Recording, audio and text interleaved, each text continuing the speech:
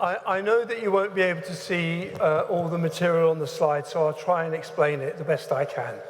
Okay, so that's my brief. Healthy aging, what is it? Where is it? And can I have some? And the answer to that is yes, but you'll have to wait a little bit. Now, firstly, let's think about what do we actually mean by healthy aging. For example, if you were to read many of the newspapers and the reports of heroic older people, you would say it's running marathons at the age of whatever and ever, okay?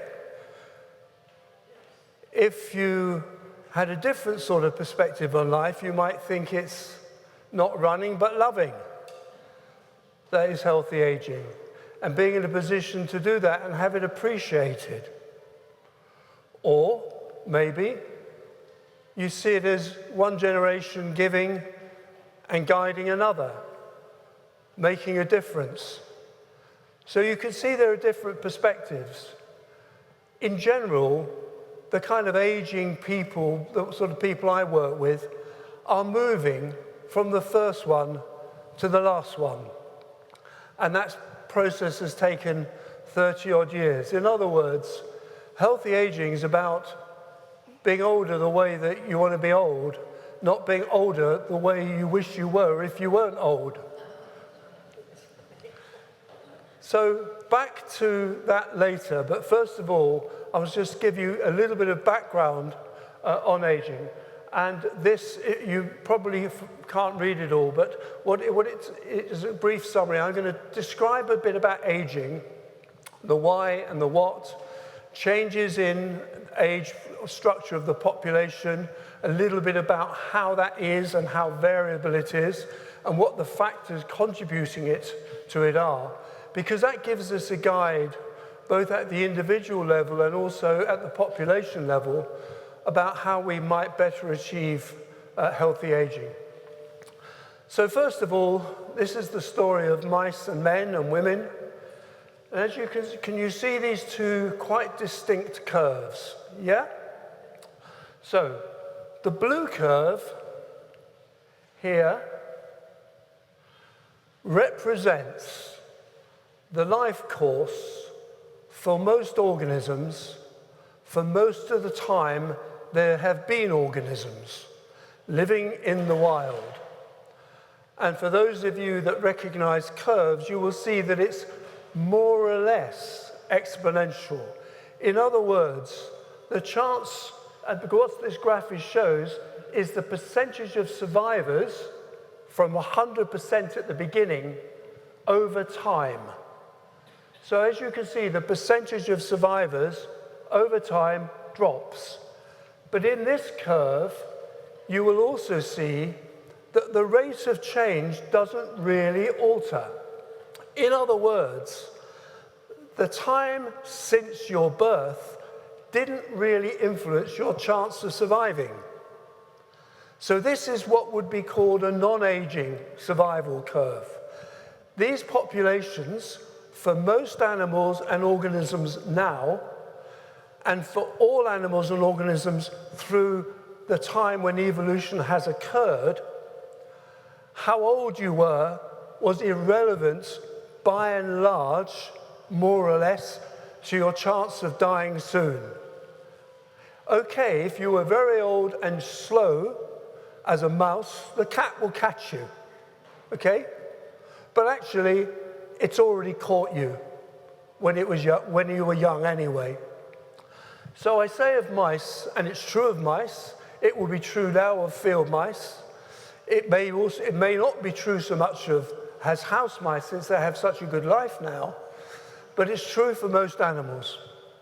In contrast, this curve, the rate of loss here of the population is low. It accelerates down to 0. That tells us that the chance of dying is related to how long you've been around. It also tells us that your chance of dying gets closer and closer, higher and higher chance, the fewer of you there are left. And so there appears to be a finite point there. So in other words, aging appears to be unavoidable, but actually how long ago you were born makes a big difference in this curve. So let's look at the curves of humans, but first we're going to consider that time point. So why do individuals age? Why do they end up, as it were, no matter what, regardless of the presence of a cat, even a really big cat? Regardless, why do animals like ourselves and primates die in the end? For many years, and partly because it fitted in with the teleological notion of life having a purpose and having a design, something that will be familiar to those of you who come here on a Sunday, a clock. In other words, that life has been evolved with a time clock, and when your time is up, your time is up. It may vary a bit between you, but essentially aging is factored in. Maybe there's some sort of genetic coding for it or whatever, but it's factored in. So we're coming back to this graph, which you probably can't see very well. On this curve, that's the wild curve, animals are dying not related to age-related changes, but they're dying because they've been caught, or or their food has run out, or it was a very bad winter. All those factors outside of their control. But nevertheless, they have to survive to that point, and living itself means aging. And the process of living and metabolizing food and being around and moving produces continually damage to DNA in particular, to protein and other cell structures. And so these animals have evolved mechanisms to repair that DNA, to repair the protein, so that they can continue until they're caught by the cat. However, having evolved that, they've only evolved it at as much as it was needed. Now, why is that?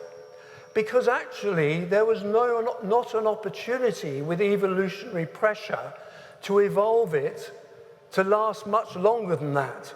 Because so few animals did last much longer than that, there was no advantage contributing to the next generation if you happen to have got those genetic properties. So if by chance you'd had some genetic mutations which did give you the ability to overcome those age-related damage, your chance of passing it on would be close to zero because the cat has caught you anyway. So these things only evolved in as much as they were needed, because the food and energy is required for all these other things. The growth of organs, maintenance and repair is sufficient that you can still get around and catch your prey, storage, etc. But also, of course, for reproduction. So energy requirements are required for all of those things. So when food is scarce, and this is both with humans and with animals, if you cut the calories of it, people's metabolisms will slow, but their energy will be diverted to that. And for example, periods may stop if you fast a girl or a young woman. In other words, the energy is devoted to survival, not to reproduction. So there's a balance between what we need to remain alive and what we need to reproduce. So, if, therefore, living-related damaging,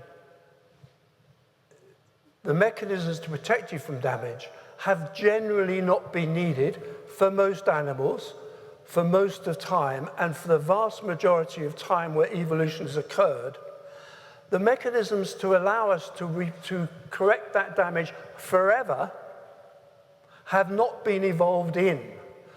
So aging has not been evolved in by design or by a clock. It's simply not been evolved out. Okay? But what we have had, therefore, is random molecular damage, protein damage, and other things, which accumulate cellular defects, which produce age-related frailty, where all organs and systems have lower reserve, and sometimes specific identifiable diseases. And there are factors that delay that, related to diet, lifestyle, opportunities in life, and there are factors that make it more quick and the factors that make it more slow. And what are the key processes? Well, I won't go into them, but they've now identified 12 key processes affecting DNA, protein, immunology, chronic inflammation, lots and lots of these processes we can talk about another day if you want. And all of those things now are receiving attention because all of those things are now realized to be contributing to age-related diseases and frailty. So they're the subject of great focus. But we're not talking about them today. So we are anomalies in nature. And we're roughly like that. But let's look at how we got to being like that. These are real curves from real populations. This one is from 1876, and this one is from 2006 with some projection. Okay? So what that shows you is that we have made this move from looking a little bit, but not very much, like wild, unprotected, into pretty much protected. This is for females, you get the same for males. And that has happened quite quickly. It's happened in three key changes. First of all, in countries, for example, in Northern Europe, children started surviving. So there was a drop in child mortality rates from maybe 1860, 70 onwards, gradually. Whereas now, as you know, it's a rarer event. In relation to that, did you know that the number of children produced per 2 adults in England went down from 5.5 to just over 2 in a period of 70 years? In other words, the population responded to that. So the next change was that adult life became less precarious, less of the disasters that Julia was describing from the death certificates. And finally, older people dying later and maybe also dying slower, which I'll come on to. So there's been these three periodic changes in the way that things have happened. And changes in life expectancy more recently are nearly all to do with this one, older people dying a bit later. So if we look at life expectancy in England, that's 1841, that's 2012, this is 40. Now that doesn't mean to say nobody lived till 70, it meant this is an average. So males and females, males have always lived shorter time on average, but you can see a dramatic increase over that period of time. I'll come back later to what's happened since 2012. Now, the point I'm making is that it's older people living longer that's the more recent change. So this is the age at which, if you were at that age, you could expect to live 15 more years. Okay? In 1841, that was about 55. So if you'd gone past the average and you were 55, on average, you still got 15 years. However, by 1991, you were getting to the period about mid-60s. If you've made to mid-60s, you've got another 15 years. So as you can see, the big change in the last 30, 40 years has been older people living longer. And the populations globally are aging faster. So if we look at the proportion of the population who are over 65, just as an arbitrary number, it took over 100 years in France for that percentage to double. In UK, 50 years. In Brazil, it took 21 years. So you see that globally, there's a massive change in population aging.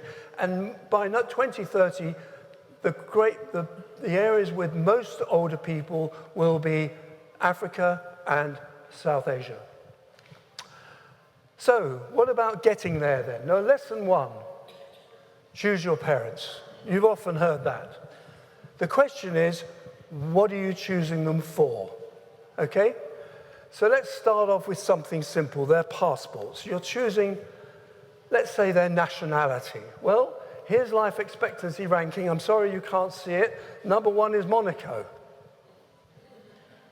You don't live there by chance. Number 4 is Japan. Number 7 is Singapore. 9 is Italy, right? Guadeloupe, 22. Slovenia, 36.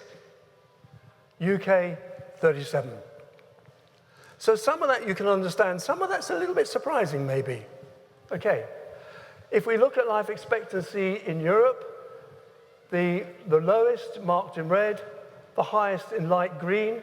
You can see in UK we're not at the highest, but we're towards the top of it. You can see a marked differences.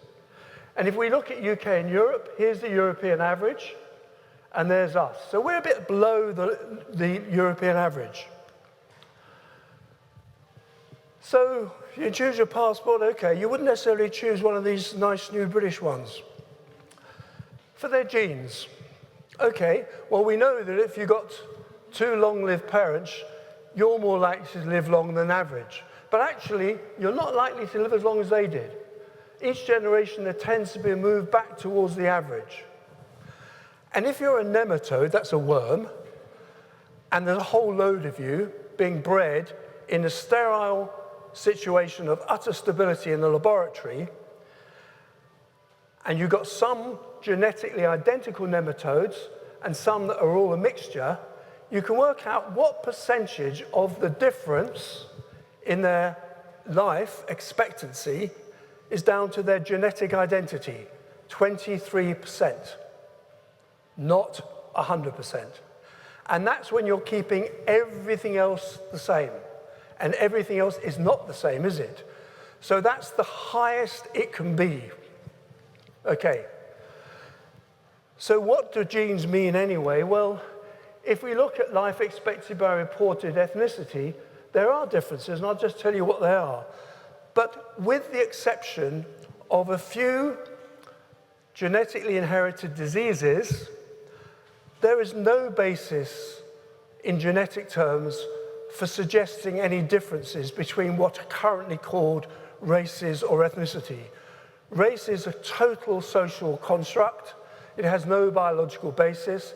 Ethnicity reflects lots of different experiences that you're likely to have in life, but they're not to do with your genes. Okay, now this in England, males, for the lowest life expectancy is for people who self-report as white or mixed ethnic groups. I'll run down this. Black Caribbean, okay? Black, other, Indian, Pakistan, Black African, other, Asian, other, okay? So there are differences, and there's certainly not necessarily, you're not necessarily going to choose your white parents with a passport for the UK. So, what do you choose them for? Their advice or their money? Because now you're getting hot. Now you're getting hot. Because we are not all equally subject to age changes, hence we age differently. So let's look at another marker of experience in life, which does relate to the type of advice you can get, the type of example, and the type of money you've got. This is the most deprived areas, 10th. This is the least deprived. This is life expectancy. The gap between between that and that for females is 7.7 years, for males 9.5 years. So actually, you pretty much choose your neighborhood deprivation if you can afford to. And this inequality is not improving. I want you to note this is 5 quintiles of deprivation. And as you can see, although life expectancy for all of us has gone up, say since 2001, each year, up till about 2011 or 12, there was no contraction between those groups. There was no tendency. So apparently it doesn't trickle down. Who'd guess that then? It doesn't trickle down. Notice here that there's been almost no increase since 2011 in life expectancy in this country. Now, let's look at it another way. Let's take a trip on the Elizabeth line. So you could start at Liverpool Street and get off at Custom House. Unfortunately, it takes you 11 minutes, but your life expectancy drops 6 years. So you might want to get right back on and get back. So these differences are ubiquitous, are global, are regional, and are very local. Okay, second question then is, are lower lives lived in good health? Well, let's think about it theoretically. I've told you that older people are living longer. So let's think about it how it could be. It could be that on average, most of us get some sort of morbidity, which becomes worse and is present with quite a lot of people at the point of death. It could be that if you postpone death in the population, it carries on building up. It starts in the same time, it has longer to build up. Or you could say, well, a population that's dying later is getting ill later. So it could be your morbidity starts later. So you've got exactly the same period of time with what you might call ill health or disability life expectancy. So you've got a bonus of more healthy life and your other life is the same. So what's the truth? Now this is complicated, and you probably can't see it, so I'll explain what it says. These are 20-year gaps. And in this 20-year gap, the life and this is for women, but it could equally be for men. This is the length of time that you're living, your life expectancy change. Now, the life expectancy change at the age of 65, in that period, that's your life expectancy at the age of 65, and that's it in 2021. So in that 20 years, you can see that this curve of life expectancy has gone up. In other words, you're, for whatever age you are, you're living a bit longer now in 2011 than you were 20 years earlier. But these lines here describe low levels of disability. Now that actually has gone up in that 20 years. And more severe levels of disability have also gone up. So at any age now, particularly in older age, although you're living longer, your chance of having some disability at the point of your death is greater. And again, deprived populations live a greater proportion of their life in poor health. So this is the percentage of people's lives, according to deprivation, most deprived, least deprived, lived in poor health. So those people who are more subject to the social determinants of ill health live shorter lives and have a larger proportion of that life in ill health. And interestingly enough, the more inequality within a country, the lower, the worse health compared with other countries. So let me try to repeat and explain that a bit better. Countries with greater income inequality have reduced life expectancy. Okay? So the inequality itself tells you something about the country, not just the individual. And here's the UK. Very high income inequality and not doing very well on the life expectancy. But things can only get better, can they? Well, unfortunately, things on that level are getting worse. So as a result of that, who then are the people living with frailty in this country? Well, more deprived people are twice as likely at any particular age to be living with frailty. And disability-free life expectancy in London varies considerably by boroughs. Westminster, Greenwich, Tower Hamlets, here's Wandsworth, okay? So disability, life expectancy, and Lambeth is not very much different. So how does this happen? Well, all those 12 determinants I was talking about, which are the mechanisms that feed into disease and age-related frailty, are all related to the social determinants of health. That's the mechanism through which they act. Now back to healthy aging. The WHO has got a model of healthy aging which I think is consistent with a modern approach. Health is no longer considered to be the absence of disease. Excuse me for that. Why? It doesn't really make sense, particularly in older age when virtually everybody's got at least one reported illness. And in fact, most people have 5 or more beyond the age of 70. Healthy aging is defined at WHO as the process of developing and maintaining the functional ability that enables well-being, well-being being considered in the broadest sense, happiness, satisfaction, fulfillment. And so that functional ability then, that enables this well-being, comprises the attributes that enable people to be and to do what they've reason to value. So this is a much more modern and person-centered approach to healthy aging. So what does it consist of? What are these abilities that the WHO is referring to? Basic personal care, moving around, building and maintaining relationships, the ability to look, to grow, make decisions, and to contribute. And it's a product not only of the characteristics that within an individual, but very largely the environments that people live in. So healthy aging is what you value, and of course, we don't all value the same things. So what can you do, and we do, to have some?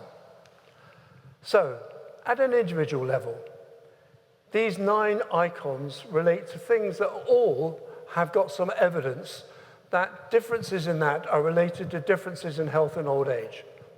Some of them are simple to understand. Smoking, excess drinking. Oral hygiene, actually really rather important because of the levels of low-level sepsis that is associated with poor oral hygiene, which actually accelerates aging processes. Good sleep, fruit and vegetables, activity, foot care, because it's closely related to mobility and activity.